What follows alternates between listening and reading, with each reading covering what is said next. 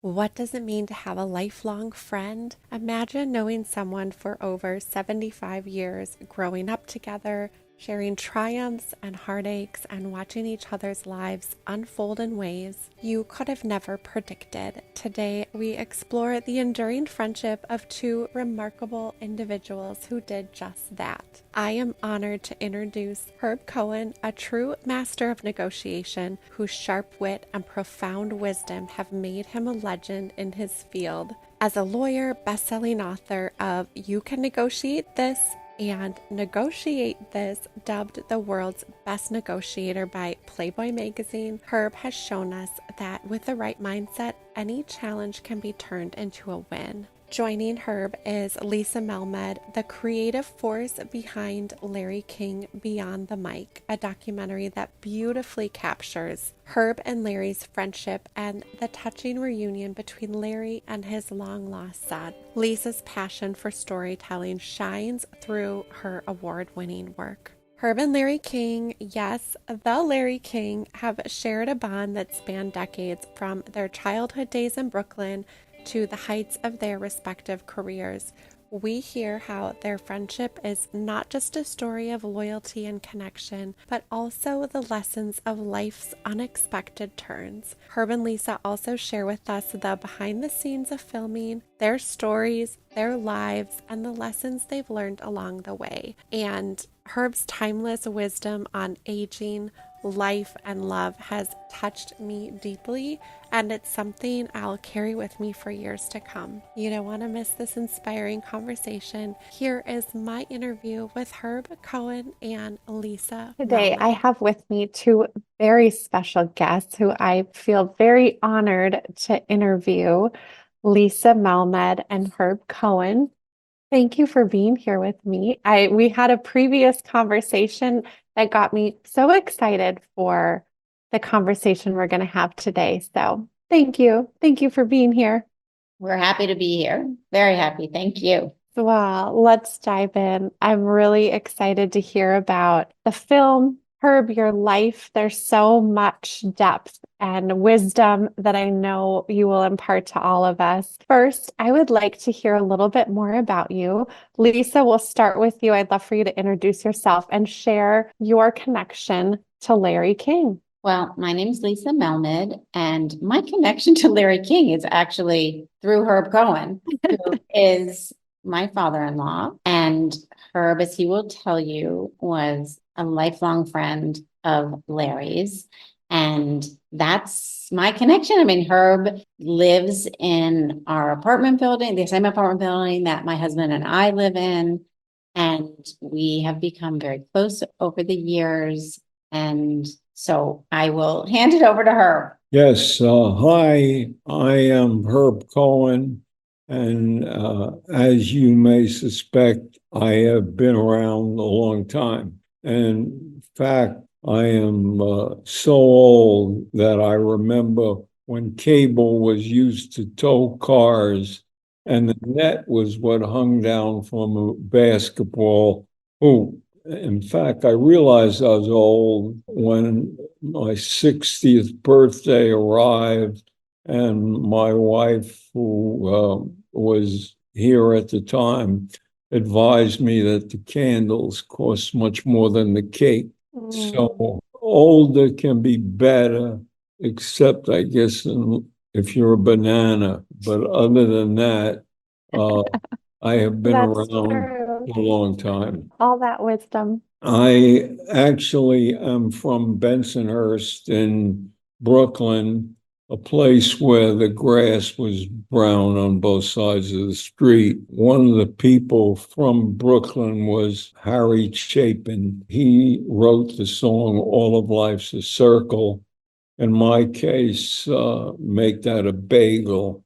Because I Mm. started in Brooklyn, I went to Syosset, Long Island, and then I went to Berkeley Heights, New Jersey, Libertyville, Illinois, Glencoe, Illinois. And then I went to the Watergate in Washington, D.C., followed by Delray Beach and Fisher Island, and now back in Brooklyn. So I'm back where I started. Some would say I haven't made that much progress, but Oh, here I am. well, I say that you have. It must feel good to be back to where it all started. You've had quite the life, quite the career, quite the family. I'm excited to be able to learn more about that and for our listeners to have a glimpse into not only your life, but your friendship with Larry. Mhm. How did you become inspired to make this film about Larry and Herb's friendship? Well, I guess it really began the day after that we heard that Larry died. It was 2021. It was January, and it was during COVID. And as I mentioned before, we live in the same apartment building. And so when we got the news about Larry, I knew that Herb, wasn't going to be able to go to California where Larry was when he passed away. So we Mm. decided we would just do kind of our own makeshift sort of Shiva and invited Herb over. And we ordered corned beef and pastrami and pickles and, Dr. Brown's diet cherry soda, black cherry soda. And a couple of my kids were here. And Herb just started telling these stories about Larry and himself, like from when they were little children in Bensonhurst, but also even as they got older. And some of the stories I had heard before, some of them I hadn't. But they were they were funny, they were poignant, I don't know, I took out my iPhone and I just started filming him. And two of my kids were here older, like young adults were here, and they were listening and they were so engrossed with the stories and laughing and asking more questions. And I just was like, oh my gosh, there's got to be a film here. Mm. There's something here. Yeah. And decided then to go for it. I ended up not using any of that footage from that night, but we, brought in a real camera, brought in real sound equipment, and that's how it all started. I'm sure when you were hearing the stories, you felt like these need to be out into the world, Absolutely. right? A glimpse. Absolutely. Yeah. Absolutely. And there were some stories that, couldn't be out into the world. um, but many of them could. And just the essence of the friendship and the fact that I don't know that they were just so nostalgic, and Herb has an amazing memory, so that the stories were so vivid. And in the movie we used some animation because I didn't have any footage from when they were children in Bensonhurst, but it really, yes, I felt that the friendship, the closeness, the bond, the fact that just how many years, over 75 years that they had stayed friends, like, was amazing to me. Yeah. That was the impetus. I mean, unfortunately, it started with Larry's passing, but that was really the impetus. Yeah. It spurred wanting to capture those memories, Absolutely. And you talk about how friendships that last that long are rare, right? And Mhm. how the lifelong friendships between men are even rarer, right? We see a lot of visualization and we hear story, right? The Golden Girls or women or things like that, but there is such a unique bond between men that they have that they can share that friendship over that many over that many years. Herb, what was your reaction when Lisa said, "Hey, I want to make a film and I want you to be in it"? What did you think? I was surprised, but upon reflection, recognized that Lisa had a lot of ability and has made other short films, which I found very enjoyable and meaningful. And so, knowing her and her ability and how hard she works, I felt very comfortable working with her. And grateful it was Lisa and not some, strange person asking me about Larry. Right. Yes. When we want to open up with our stories, it's helpful to have someone that we trust that has a comfortable place for us to be able to do that. So I can imagine how nice it was that it was Lisa Yes, asking you those questions and filming. yes, it was. And actually, I first met Larry when he moved from East New York to Bensonhurst. He was 9.5, 10 years of age. His father had died suddenly. His father owned a bar in East New York, and suddenly Larry was in Bensonhurst, and he was somewhat depressed. And I met him when we both volunteered to be traffic monitors. So we were starting junior high school, and they gave us a sash to wear, a fluorescent sash, and our job essentially was to hold up the cars. We'd raise our right hand, hold up cars, and wave children across the street. And after doing this for 15 minutes, Larry, who was somewhat depressed, was complaining to me that we have no power, we're powerless, we're pathetic, we're just here, you know. And I said, no, we have power, you know. He said, no, we don't. I said, okay, I'll show you how we have power. And so the children stopped crossing the street, and I went out in the middle of the street and held up my hand, and the car stopped. 2 cars, 10 cars, 20 cars. Then the cars started blowing their horn, but I kept my hand up. I was in the street, and people got out of their car. People were standing on the roof of cars. The police came, and that was the end of this whole episode. And we found ourselves in the principal's office, where our mothers met each other for the first time. So that was my first encounter with Larry. Your first introduction. Was that foreshadowing for your friendship, do you think, where you encouraged him that you do have power? Yeah, believe, I believe that people have more power than they think they have. In fact, I very often have an analogy of a prisoner in solitary confinement. And when the prisoner's in solitary confinement, he feels powerless. They take away your belt and your shoelaces, and the guy's walking around holding up his pants, and kind of stumbling, when the prisoner suddenly craves a cigarette. He knocks on the cell door. The guard opens up. What do you want? I'd like a cigarette, please. The guard slams that bolt shut. He comes back, says, I'd like a cigarette, and if I don't get one in 2 minutes, I intend to bang my head against that concrete wall until I am bloody and unconscious. And when they revive me, I intend to swear that you did it. Now, they'll never believe me, but in the interim, think of all the hearings you'll be attending. Think of all the reports you'll be filling out. All I want is one cigarette. Can the guy get the cigarette? Yes, he can. And so situations which appear hopeless are not hopeless. You always have an opportunity to make changes and turn things around. We need to be reminded of that.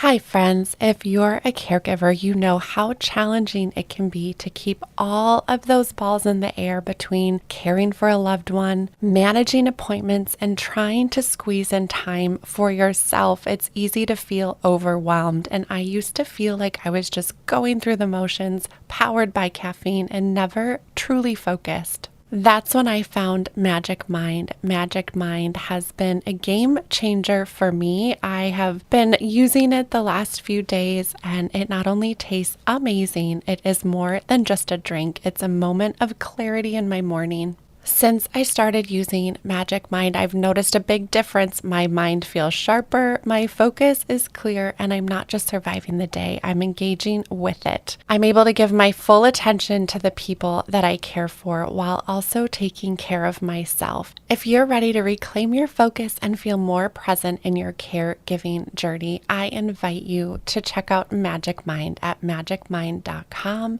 And you can use the code NavigatingTheWorld20 for 48% off your first subscription or 20% off a one-time purchase with this code at checkout. Let's support ourselves so we can better support those we love. What else did Larry teach you about friendship and loyalty? You had 75 years of friendship with Larry. Yes, well, he taught me a lot about interacting with people. Larry would ask questions rather than have answers. As an interviewer, was non-judgmental. And these are qualities that in the real world, if you apply them, you tend to get more information. And one of the interesting things that Larry did on his show was he would review, people would come on his show with books that, they wanted publicity for. And Larry was criticized at the time for, you hadn't read the book. And his position was that if he read the book, the conversation would be between him and the author. It would be very esoteric. The audience would be left out. And so he put himself in the position of the audience. In other words, dumb is better than smart. Inarticulate is better than articulate. He trained himself to say, I don't know, I don't understand. What did you mean by that? And you saw interviews that authors and others, famous people, were very comfortable with. And Larry elicited a great deal of information. I love that advice as an interviewer myself. To be able to put yourself where people can really pull out and learn. I mean, he had a talent to do that and have so many interesting conversations that led to his popularity because he was able to pull out information from his guests that maybe others didn't have the opportunity to do. Yeah, that's certainly the case. And people would want to come on his show when he was in Washington, D.C., on the radio, and then later on in CNN. You got Republicans and Democrats, conservatives and progressive people. They all wanted to be on Larry's show because they got a fair hearing for their particular position. They weren't judged.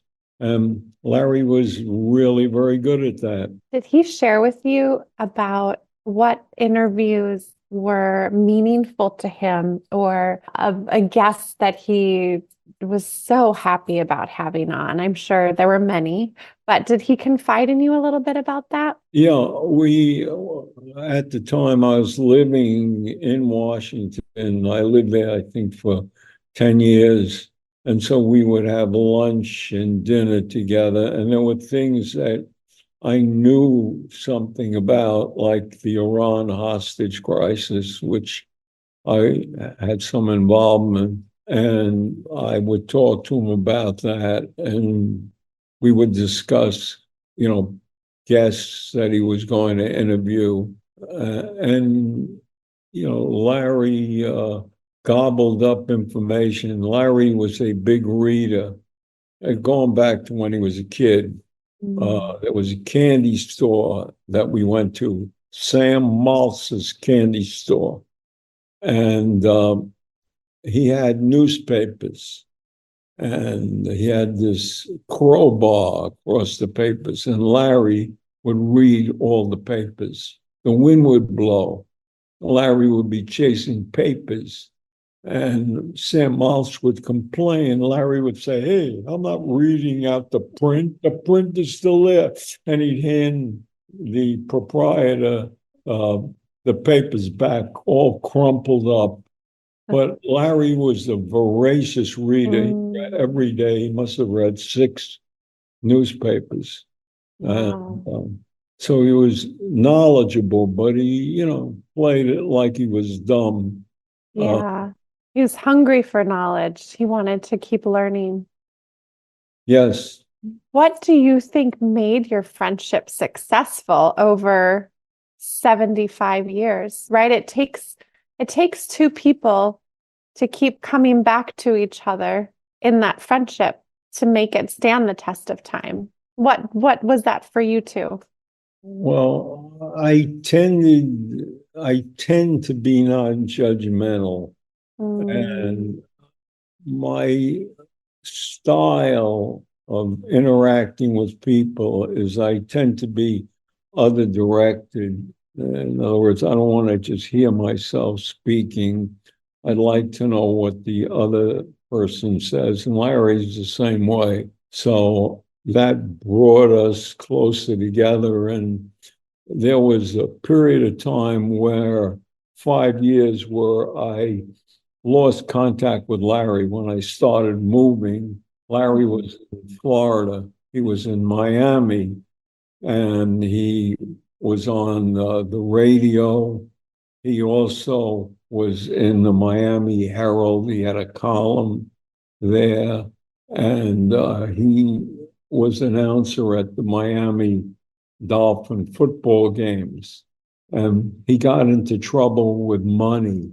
Larry would borrow money, and in order to pay back the money, he'd borrow from somebody else. And, the expression is he borrowed Peter to pay Paul.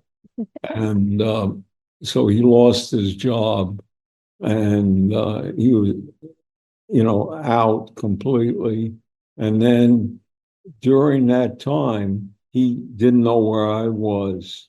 And this is really not justified, but he felt that without talking to me, he got into a lot of trouble. Therefore, when we reunited, at his mother's funeral, my mother, who read the obituaries and was living in Miami at the time, read that his mother had died, and so she went there and to the cemetery, and Larry was there with his brother, and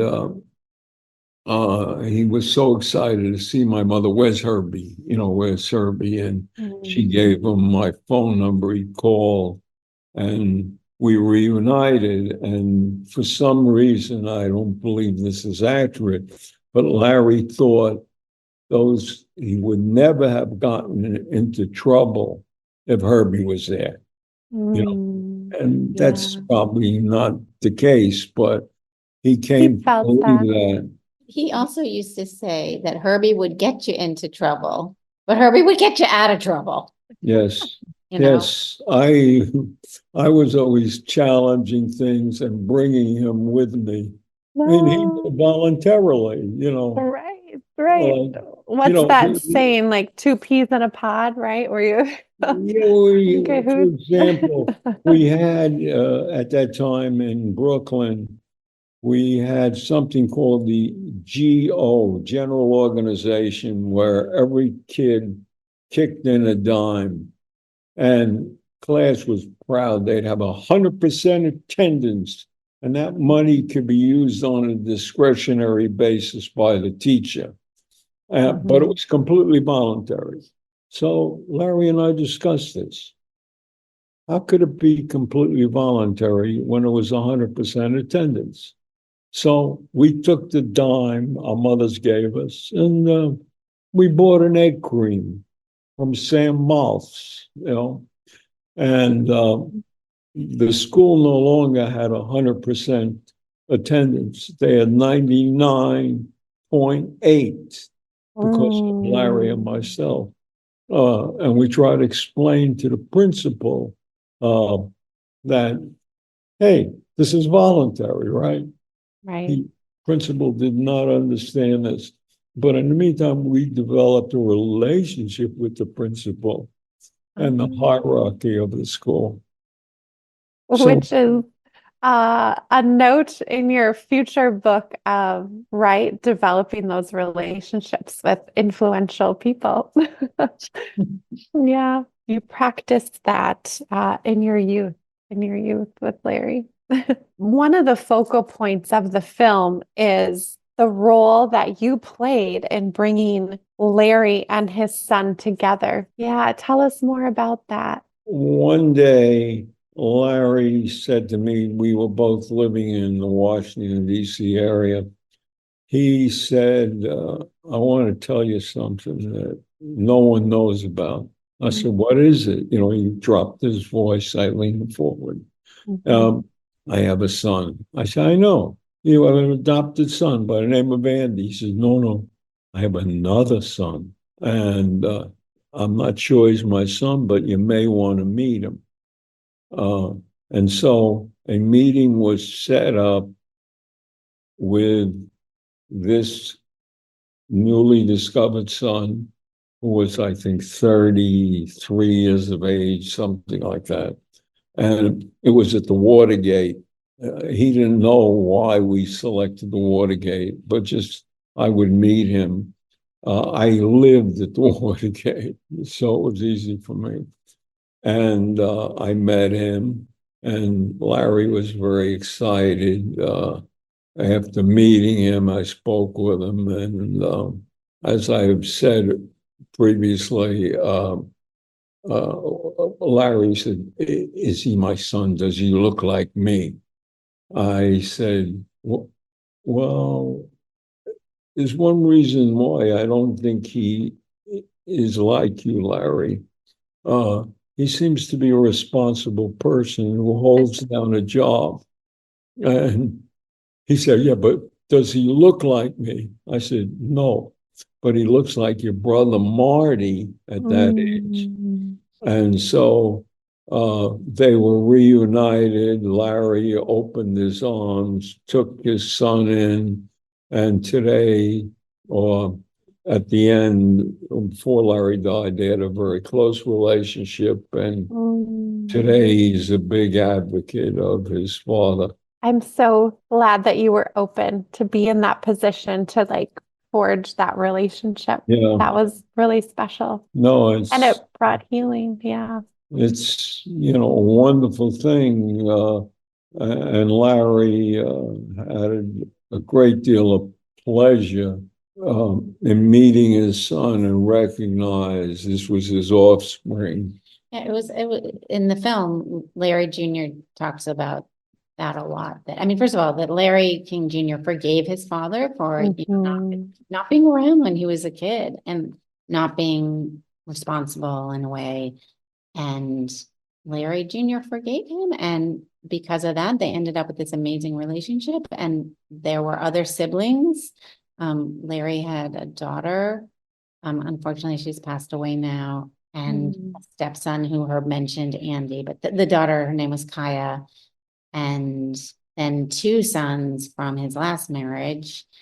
And Larry King Jr. was accepted into the family and found so much love. And it was really kind of amazing, isn't it?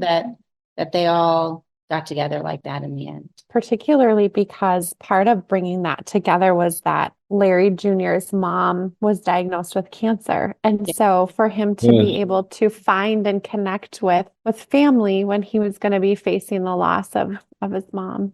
Yeah. That's accurate, yes. We all play a role in lives in deeper and bigger ways than I think we even know possible at times. You're a big part of that. A big part of that. Did Larry share with you any of his frustration about not being able to be connected previously, or did he accept the time for what it was? He was very discreet. He didn't mention that he had a son. And the son's mother was a very unusual person. She named the son after Larry. And when he changed his name, she changed the son's name. And the mother's contention was they weren't ready to meet each other and to have a fruitful relationship. And this woman had to be one of the world's most unique people. Mm-hmm. She, raised the son. The son went to university, graduated, and was and is a successful person with very good memories of his father's, because he knew him for like 15 years before Right. Right. Larry passed away. And he knew Yeah. when he was growing up. I mean, he knew that Larry Mm. King, I mean, his name was Larry King Jr. Yeah. And he lived in Florida and he knew who his father was. And he talks about that in the movie, like going to see a Dolphins game. And, he had the transistor radio with him and he could hear his father calling out, calling the game. And it was like, even though he wasn't with his dad, he was with his dad. And Yeah. he respected his mother so much, that he didn't approach him until his mom was sick. And his mom Right. sort of said, now's the time that you really do need to meet him. Right. And then Herb, was a go-between. So it was kind of an incredible story.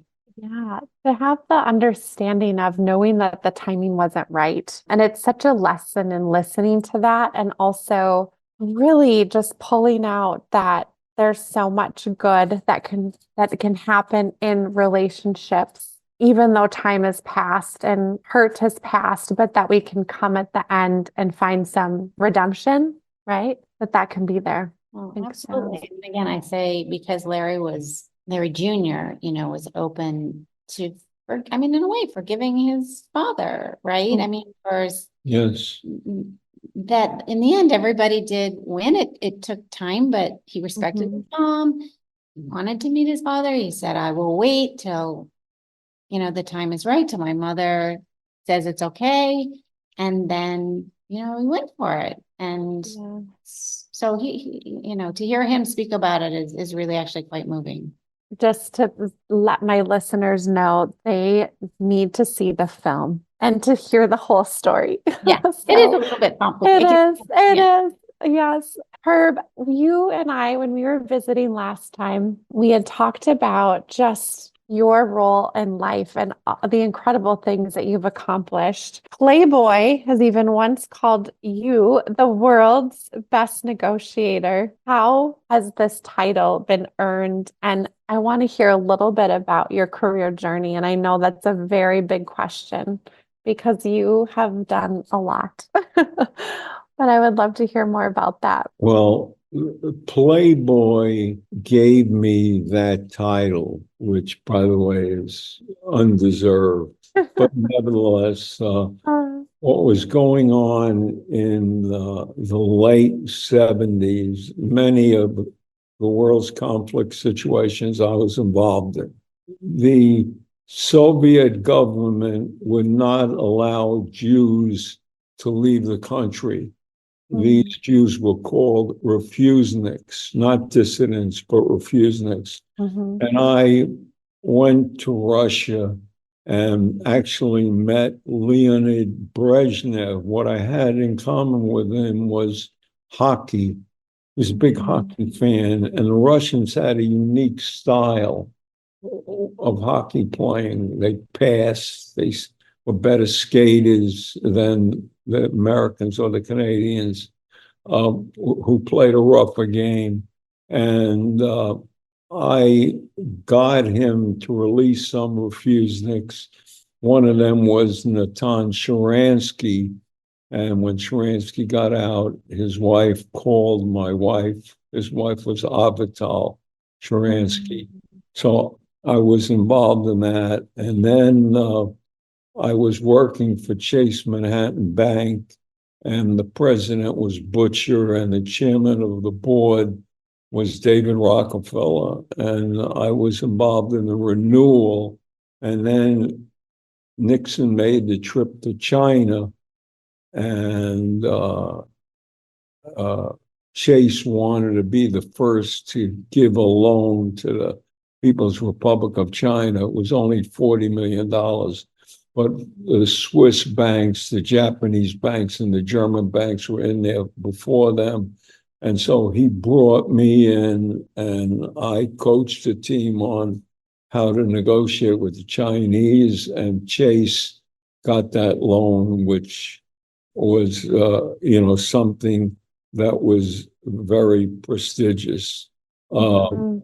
I subsequently went back to China uh, and was involved with getting Vogue magazine entree into the People's Republic of China.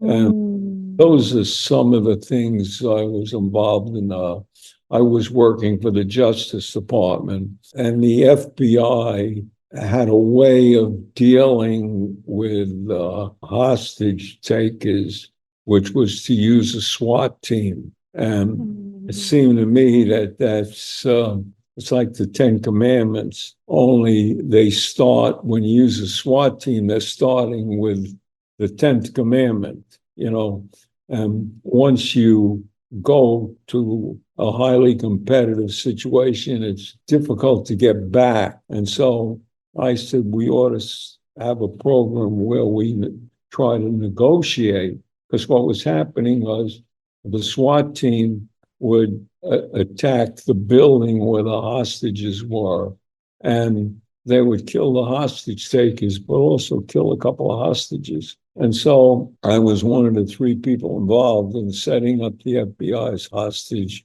negotiating program out of Quantico, Virginia.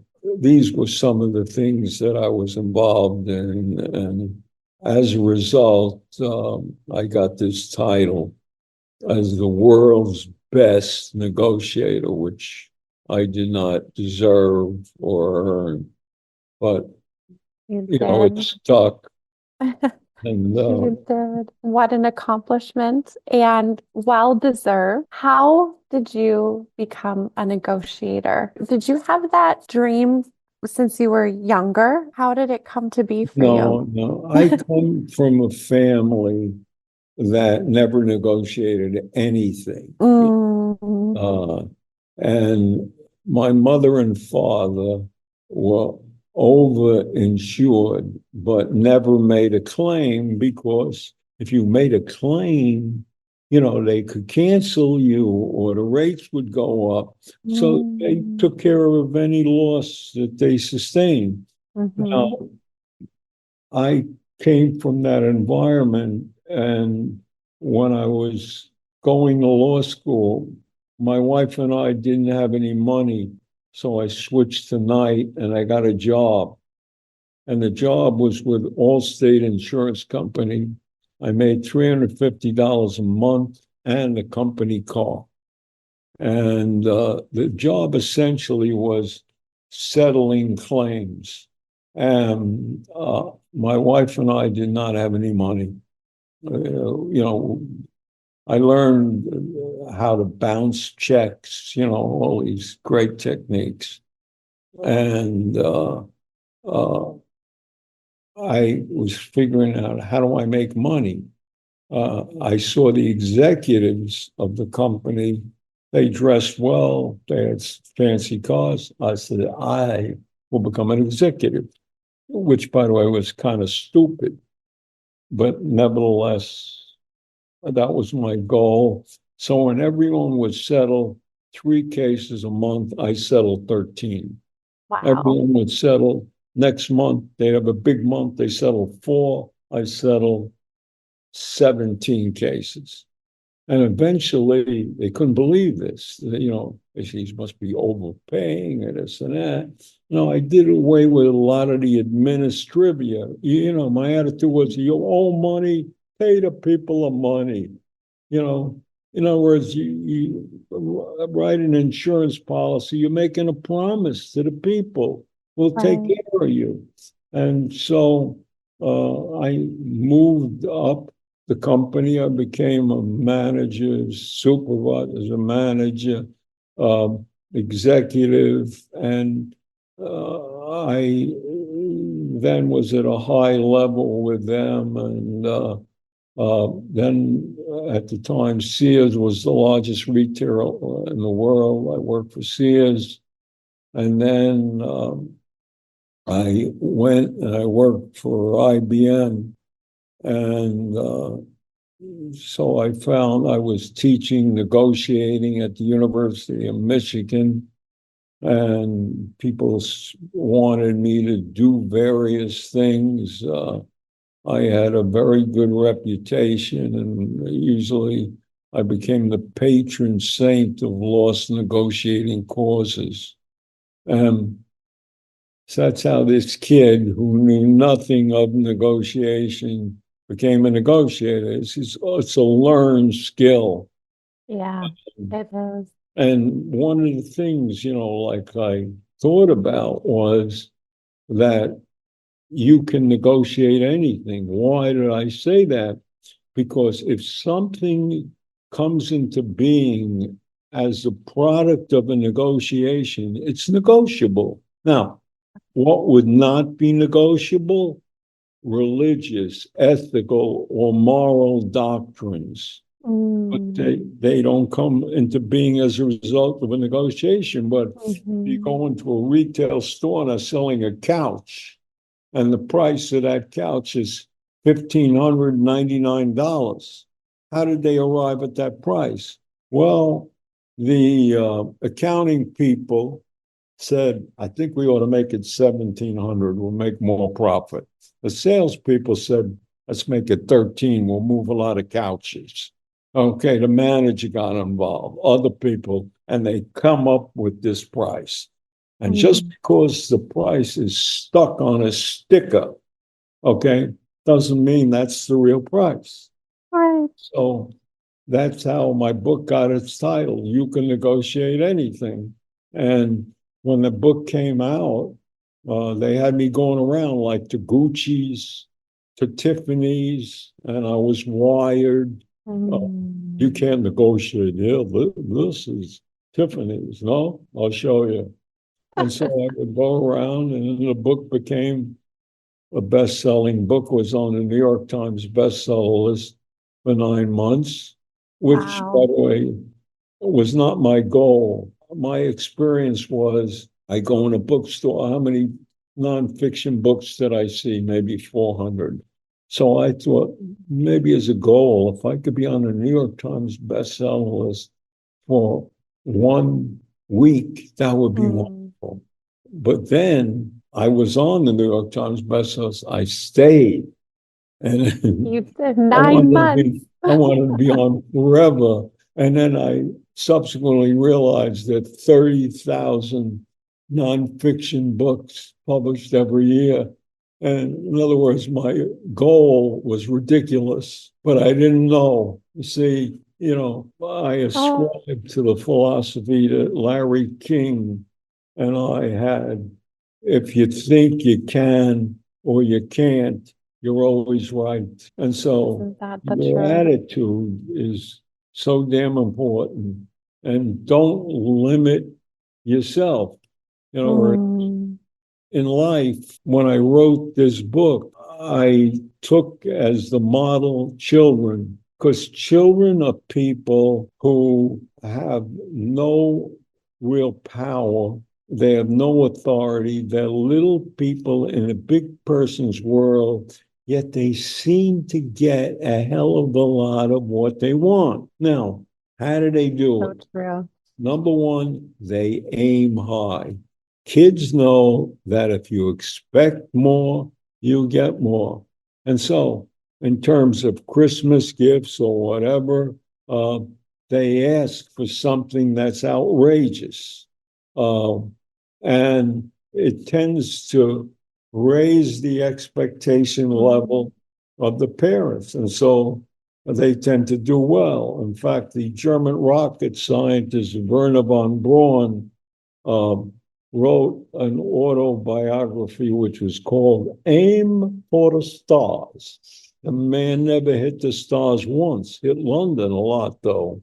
It affected his performance. So, number one, in life, people should aim higher. don't settle for less when you could get more. The second thing is kids understand that no is an opening bargaining position. See, because if you start as a parent, if you start with a no, and then ultimately you go to yes, oh, the kid likes you. You're a flexible person. But if you were to say yes and then go to no, you would be reneging, going back on your word. And so kids understand this. No is part of the way to getting to yes. And the third thing kids do is they form coalitions. See, in other words, who do they have something in common with? They have a common enemy. Who? They and their grandparents have a common enemy, the parents. And so they form a coalition with them. And finally, what kids do is they persist and wear you down. My wife and I, we are the parents of 3 children. The first child, we had standards. We had high expectations, no exceptions. Second child, we were a little bit more flexible. We, had a lot of exceptions. Third child, we were tired people. And so we would say to the third kid, why don't you ask your brother and sister? They'll tell you how it used to be around here. And my point is that there are things that would in your grasp that people don't even try. And I believe that the human capacity is great, and people can do more things than they ever realized. Yeah, you talk about how we put limits on what we can accomplish, and that you do believe that we can do a lot more than we think that we can. Do you think that those negotiation skills we can also put into place as we're growing older, as we're navigating life, as a person that's having some more hurdles or challenges that show up? How have you found that to be true? Yes. One of the interesting things about getting older is that you are in sort of a different category, particularly in the United States, where we don't have that much respect for people who are older. This is not true, by the way, in other cultures like Japan, where there's tremendous respect for age. And because you're in a separate category, you have an advantage. The advantage is that as an older person, you are unique. You see things that other people miss. In fact, if you look at some of the most creative people in our society, they're older people. They've experienced more. I have tremendous faith in people with experience. They've been through this before, and they know their way, to getting things done.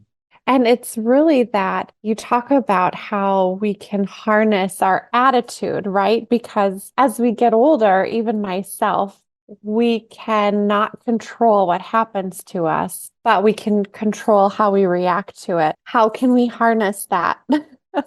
As how have you learned to do that? Because you do have such a incredible, youthful, resilient approach to growing older and a positive attitude towards aging.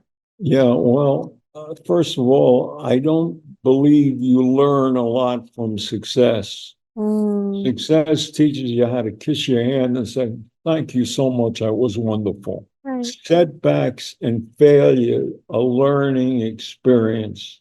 And so every setback should be viewed as a blessing if you can learn something from it. And being older makes you an outsider because you're a small group. We don't know who discovered water, but we're damn sure it wasn't a fish. And because they're enmeshed in day-to-day activities and they don't see the totality of things. And so being older gives you a tremendous amount of advantage, in my opinion. You're an experienced person. You know where the skeletons are buried. You've been through this before. So many of the problems that we have today, we act like never before have we ever seen this. Baloney. We've seen it. We've seen it in a different form. We're part of the human condition. So, you got to keep that in mind and have confidence in yourself. And being an outsider is a tremendous advantage. In fact, there's a Polish proverb that goes, guests can learn more about a family in 1 week than the father can in an entire year, because he's an outsider. And so, we ought to cherish these people. And among them are, older people who have a different experience. And, and just don't do things by rote. Good reminder. And with your perspective, you've spoken to people around the world. You've been involved in significant negotiations in history, major life events. This, I'm sure, has shaped your view on the potential that we have as humans to overcome, to adapt, to grow. Yes. The key thing is to stay in the game. Don't bail out early and recognize things are not going well right now, but they'll change. Everything's changed. We're dealing with a situation where it looks bad, but this situation is a blip on the radar screen of eternity. This situation is a walnut in the batter of life. So I develop an attitude that dealing with most things, I care, really care, but not that much. In other words, if I'm dealing, negotiation, people think, well, you buy a car, you're buying a sofa, you're buying a computer. It's, all the same thing. All of those things, of course, are negotiable. And the key to success is don't fall in love with material things. Fall in like with them. Fall in love with people. And the way to stay youthful is to fall in love with people. See, our life, has a beginning and an end. No one is getting out of this world, with money. Everything you got, the billionaires, it's on lend-lease. Okay, it's not really yours. And so what you want to do is, recognize that you want to develop relationships with people, and tell them how much you love them and care about them. And that's really what your attitude should be. Yeah, that's what's meaningful in life. It really is. Herb, I could talk to you all day because you are encouraging in how we should view the world and relationships and life. And you have the perspective to give that to us. So thank you. Well, see, one of the things I should share with you is being yourself and doing whatever, you want to be doing, achieving some sort of goal, which could be a very personal goal or something broader. All of that supersedes appearing what I call the facade, which is worse than the facade. It's thicker. And when you strip away the phony tinsel, what do you get? The real tinsel. Yeah. So I'm not big on appearances, and I'm not big on having stuff, because the more stuff you have, the more it complicates your life. In fact, there's an old Tahitian saying, man with big canoe have big problems. Ah, So if you yeah. recognize what's really important to you in life, Mhm. you do those things, you develop relationships with people that you love and care Mhm. about, and you live a much more enriched life. You know, a saying I love, Herb. I always say that I like to live small, but do big, meaning I don't need a big house. I don't need all the material things, but I want to do and be with people that I love and be out into the world and have the adventure. And I think that that's a great way to look at it. It really is about the people in our lives and not what we have. If there's anybody here exactly like you, there'd be no reason for you to be here. Mm, So there's diversity out there, and what we got to do is appreciate diversity mhm, and appreciate the experience that older people have and the contribution that they could make to mhm. any particular culture, and have greater respect for people that are aging. Um, uh, to me, So cute. sometimes I refer to young as the equivalent of dumb. And I'm not, that was true with me. When you're young, you don't know. That's why if you could get in life a mentor, someone Mm, that you can go to mhm, cut down on your errors or mistakes. Uh, mm. in other words, we're all going to make 632 mistakes. With a Right. mentor, you could be down to 597. Yeah, Um, and so it's helpful.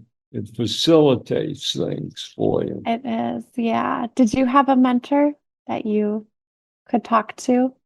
No, I have wonderful parents, and I have wonderful children, and my children fortunately married wonderful people like Lisa, Mm, yeah. who's not only, understanding and helpful, she's very smart. Right. So Yeah. I would feel comfortable and do feel comfortable in Hmm. trusting these people, but I don't have a formal mentor. Yeah. Although people like Matilda Cuomo, who was the governor's wife, had a Mhm. mentor program in New York State, which I Mm. think is very helpful. Mhm. Um, Mhm. you know, Yeah. Well, you are a mentor to many through your thoughts and your book and your children. And you have a son that wrote a book about you. yes, Yeah. yeah, he got some of it right. Oh. Um, and I have a saying, we don't see things as they are. Each of us see things as we are. Mm, So, everybody is different.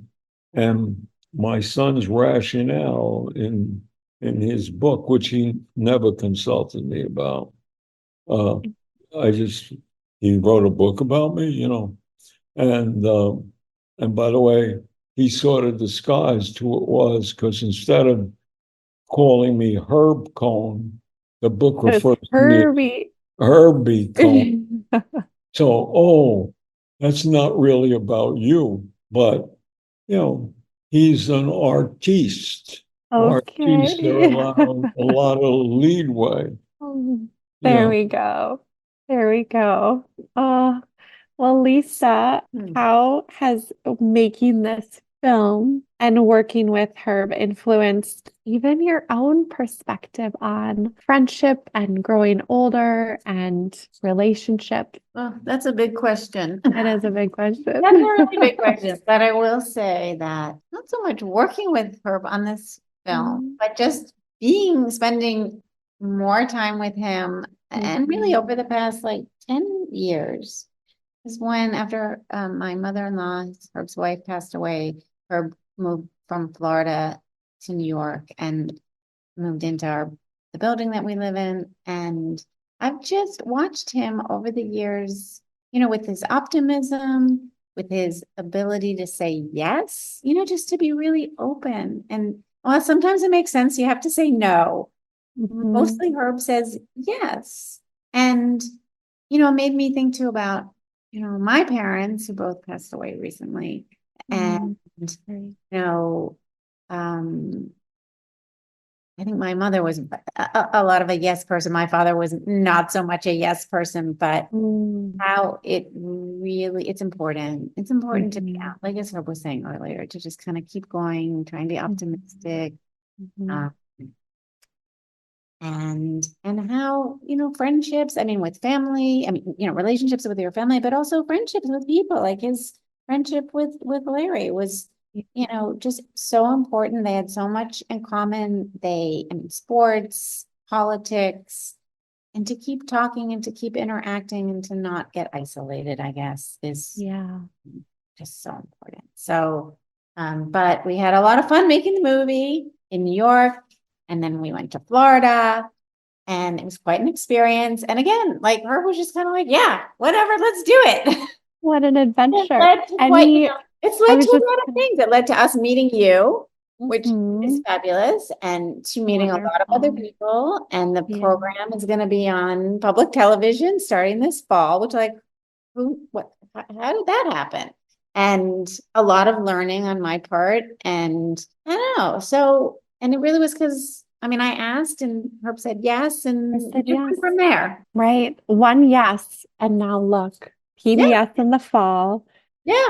Many people nationwide will be able to hear the story, have a glimpse at your friendship, learn about your resiliency. Thank you. Thank you so much. One of the things that your audience could remember is only love lasts forever. And find somebody to love. Find something that you love, because life goes by so fast. And if you could do that, it'll be a much more fulfilling experience, and you could make a tremendous contribution to society. Love is what makes it all come together every day. And on that message, I want my listeners to know that they will have a glimpse of that in your friendship and in the film. And thank you for leaving us with that lasting piece of advice from you. Thank you. Thank you. Lisa, where can we learn more? Where can we direct people to find more information and support you? Tell us all the ways we can do that. Yes, I think the best thing to do if you're on a computer or a phone is to go to larryandme.com. There's a lot of information on the website. There's also a Facebook page called Larry King Beyond the Mic. That's the name of the movie. And I think those are the best, like to go to Facebook, to go to the website. If, the movie will be on public television stations starting September 7th, program locally. So if you if you're interested in seeing it, you can call your local station and say, where's Larry and me? Larry King Beyond the Mic. That's the title, Larry King Beyond the Mic. And it's like 2 short films that were put together to form this half hour. And the first one started with Herb, which was called Larry and Me. And then we did another film with Larry King Jr. called When Larry Met Larry. And now they've been combined and it's called Larry King Beyond the Mic. So the website, Facebook, if you're on Instagram, Little Rink Productions, but I think the website is really good. We'll include all of that in our episode notes. So for people listening, they can scroll and click on those links. And I've had the opportunity to see the film and I thoroughly enjoyed it. And I felt it was heartwarming and I glimpsed into history and your friendship. And it was encouraging for me to be able to see that because I know friendships and love and life and family are so important to my life. So it was wonderful to see that in the film. And Lisa, your storytelling and the filmmaking was great. And having a dad that's a documentary filmmaker, it just made Right. me so happy to see and support you. So I'm Thank here you. to help in any way that I can. Like I said, it was wonderful to meet you, and why couldn't I just never, and to learn about your podcast and your work. And, I cold called you. You did. And it worked out. People cold call and email me every day, and I don't take a lot of those calls, but yours just touched me, and I'm like, I need to hear about this. Someone that is creating something that I know how much work goes into filmmaking, and I just wanted to support you in that. So, Well, thank you. yeah. We are most grateful. We really are. And it's fun. This is just great meeting you and So you fun. I sharing and agree. your I audience. agree. Oh, thank you. I agree. And Herb, it's been just a pleasure to learn from you and get to know you. And I really hope we can all keep in touch as the months go by. So reach out anytime. Thank you. I go with your sentiments. Thank you. It was an honor to visit today. I appreciate it. Are you looking for more support and community? We sure are. That is why I'm so happy to highlight one of my favorite podcasts in the caregiving community, Confessions of a Reluctant Caregiver, hosted by my friends and sisters Natalie Elliott Handy and JJ Elliott Hill. They offer a unique blend of personal storytelling, expert advice, and candid conversations that shed light on the real-life challenges and triumphs that caregivers face. Tune in to Confessions of a Reluctant Caregiver wherever you enjoy your podcasts, or explore more on their website at www.confessionsofareluctantcaregiver.com. Thank you for listening today. If you enjoyed our episode, please subscribe and give us 5 stars. In all honesty, we'd love to hear from you. Thank you so much for listening to our episode.